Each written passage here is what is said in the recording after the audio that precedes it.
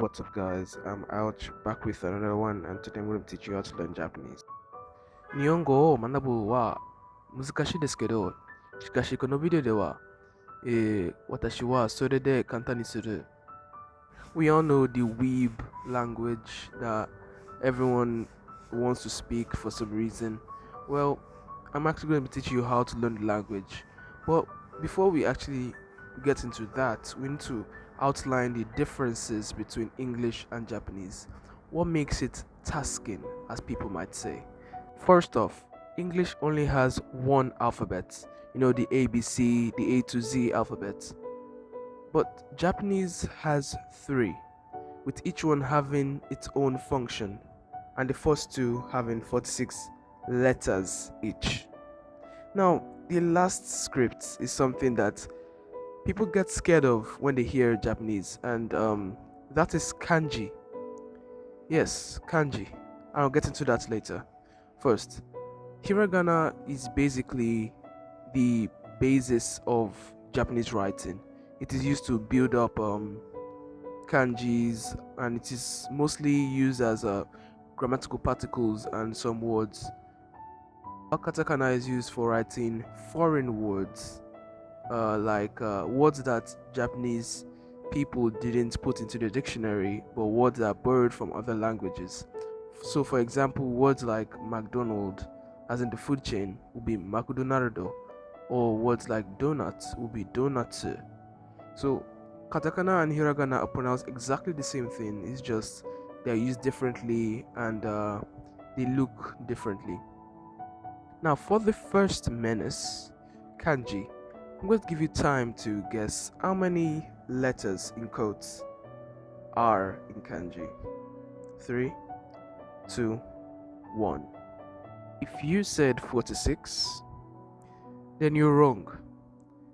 There's 100,000 kanji characters, and they look like this.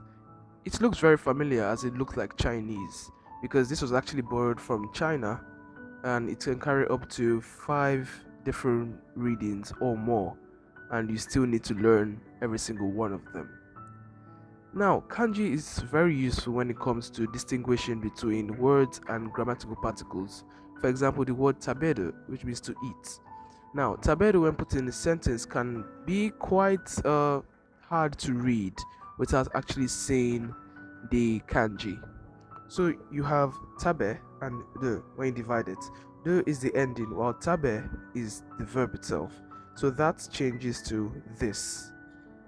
Apart from that, Japanese grammar is way different from English grammar.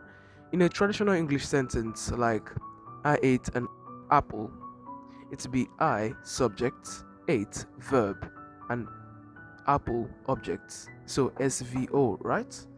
In Japanese, you say watashi wa ringo o tabemashita. Watashi meaning the subject, ringo the object, and tabemashita the verb. So it's SOV, right? Well, no. It can also be ringo o tabemashita. That's OV, and it can be ringo or tabemashita depending on context. Now, if you think you've seen the word tabe before, you've seen that kanji, well, let me introduce you to someone that I would like to call word endings. Well, it's not as bad as some other languages that I won't talk about for today, but words, specifically verbs, can change depending on their tenses.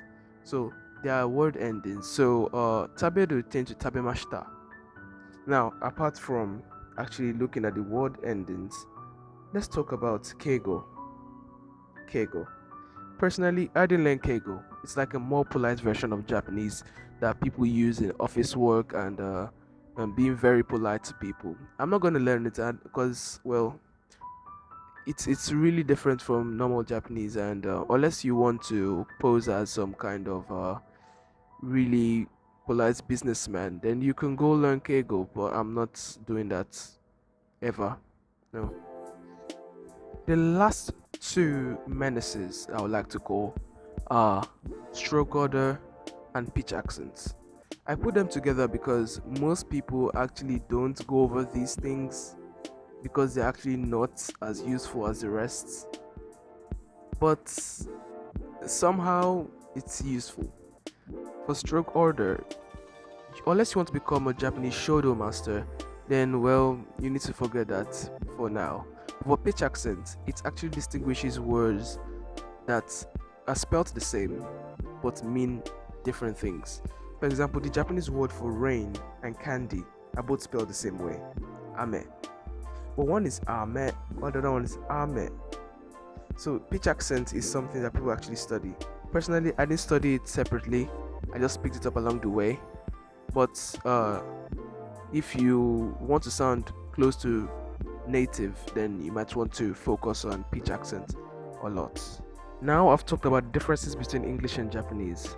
Now, how do you actually learn Japanese? Be aware that all the materials I mentioned in this video are free, and I will probably drop them in either the comments or the description if you need it, if you really feel like getting it. But first of all, when you learn Japanese, you need to learn the oversimplified, symbolized characters of Japanese from 1 to 92. It's going to be made easy with the YouTube channel called Japanese Pod 101.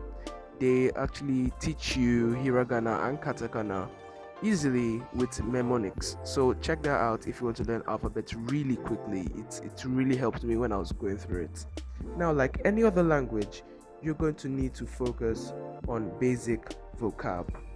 Here, I really recommend the Core 2K6K deck in ANKI. It covers all the essential kanji you're going to use in everyday conversation and most common kanjis you see everywhere. Here, learning kanji will be made significantly easier because, man, all you're doing is either picking if you understand the kanji or not. Now, grammar in Japanese is something you need to focus on right away. Unlike other languages, you need to start learning grammar at the beginning so that you can begin using the kanji. Japanese grammar is beginner friendly. It's not as complex as Hungarian or Estonian, but it's something that you could easily understand. And there are YouTube channels and resources that help you remember them easy. For example, we have Tokini Andy on YouTube, and Taken's Grammar Guide is a PDF online. For Tokini Andy, he goes over N5 to N3 within a few videos, and for Taken's Grammar Guide, he goes through all the basic grammar you need to know, and even goes over Keigo. Yes, Keigo. Also, one thing that I can't shake off, one advice I keep emphasizing is immersion. Immersion, immersion, immersion. For Japanese, finding immersion material is relatively easy because you can find anime almost everywhere, you can find mangas, you can find movies, books.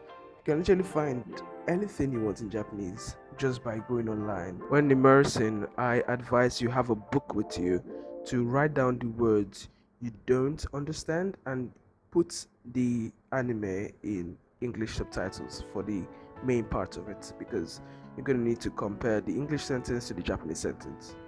Now, lastly, I will need to tell you this: you need to practice speaking. When I first started learning Japanese, I joined this Discord group, and for the first month, they couldn't understand me. I was using Google Translate to speak to them. Second month, I stopped using Google Translate and began learning by myself. I began speaking to them and they could understand me almost immediately. And then the third month and everything after that, I was speaking almost fluently. Sukoshi pera pera desu yo. I was so surprised by how much I had improved in Japanese. So, that's it for today.